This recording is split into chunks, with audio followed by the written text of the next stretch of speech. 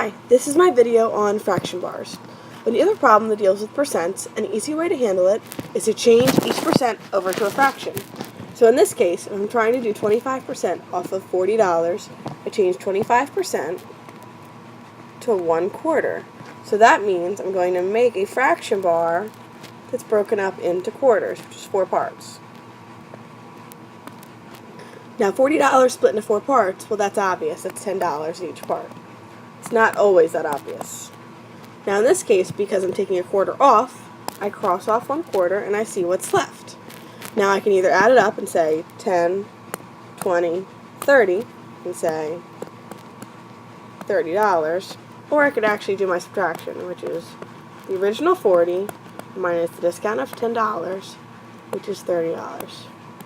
Same thing.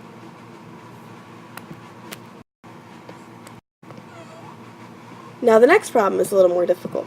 In this case, we're still doing a quarter, so I'm still going to do a fraction bar that's broken up into 4 parts. But $86 doesn't break up perfectly evenly, not in regular dollars anyway. So what I can do is I can put $10 here, so that's 10, 20, 30, 40, 50, 60, 70, 80. So I'm almost there. I only have $6 left. So 81, 82, 83, 84.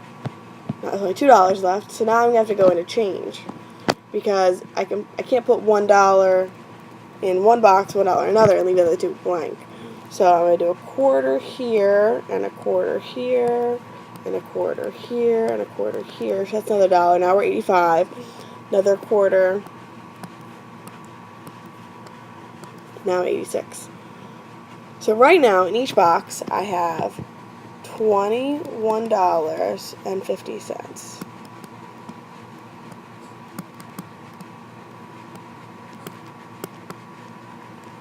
And again, I'm going to cross one off. So at this point I have a couple different options. I can either just count up what's there, 10, 20, 30, 40, 50, 60, 61, 62, 63, and then 4 quarters make 64, plus another 50 cents. So I have $64.50. Or, again, I can subtract. $86 minus $21.50 is $64.50.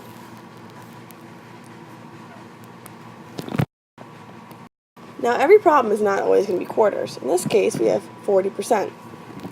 40% is the same thing as 2/5 or 4/10. We're going to stick with 2/5 for today. So I draw my fraction bar, break it up into 5 parts. Now, $60 broke up into 5 parts. I don't know exactly what that answer is off the top of my head, so I'm just going to start with my $10.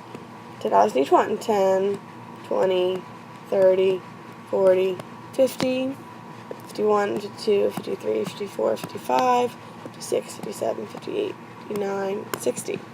So that means there's $12 in each one. Now, if you saw that right away, you could have just written $12 in each one. But if you didn't, breaking it up piece by piece is an easy strategy if you don't know what else to do. Now in this case, because we're taking off 2/5, I need to cross off 2 sections, not just one. So I'm left with the 3/5 that are left over, which again, I can just count up. So I have 10, 20, 30, 31, 32, 33, 34, 35, 36. Or I could subtract. Now because there were $12 in each one, if I crossed off 2, I'm actually taking off $24. So $60 minus $24 is $36. Now, in a lot of these cases, it's going to require you to do some kind of ugly subtraction. So that's where adding up instead tends to work out really well, because you don't have to worry about any silly mistakes. But again, whichever works best for you. This last example is the most complicated example that I have for you today. 30% is 3/10. There's a couple different ways you can tackle it. We'll start with the harder way. And then I'm going to show you a trick. Now 3/10, obviously we're going to need 10 different sections. I like to break it in half first, and then break each one of those up into 5 parts. So that gives me my total of my 10 parts. Again, it's a little messy, but it works for today. Now, I have $35 I have to break up. So, I know I can do $3 in each one, because that would be 30.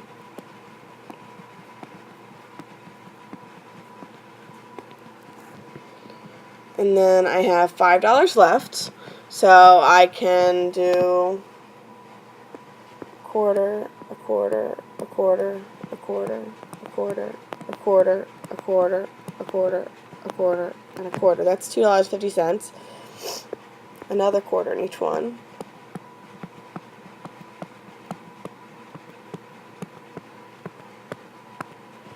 So that's the whole amount of money. So in each one we end up with $3.50. Now that's interesting. What we just found out is that 10% of $35 equals $3.50. Now the reason why this happens is because of the shifting strategy. Let me show you the shifting strategy really quickly. This is something we're going to be using later on, but it's a good strategy to use right now as well. So I'm going to show you this quickly. We have 35, and the period is at the end.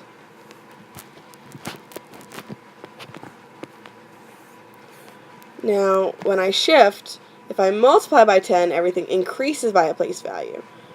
So it will go up a place value. Because I'm dividing by 10, everything's going to go down a place value. So the 3 that was in the tens place is now in the ones place. The 5 that was in the ones place is now in the tenths place. Now, 3.5, that's not how you read money. So you need to add the 0 in there so that you can read it in terms of money, which is $3.50. So when I do a tenth or 10% of $35, it's $3.50.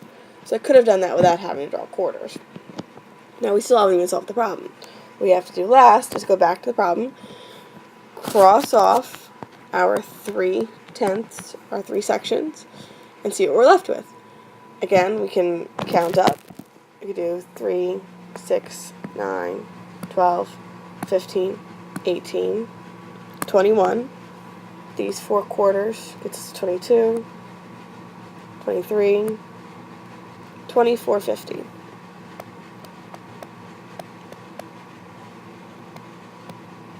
Or just like every other time, we could subtract instead. So we could do our 35. The ones that we subtracted were $10.50, which gives us, again, $24.50. But as you can see, because the numbers you're subtracting are not nice, the chance of messing them up are very high, so it's recommended that you try the adding up strategy if you're not sure about your subtraction.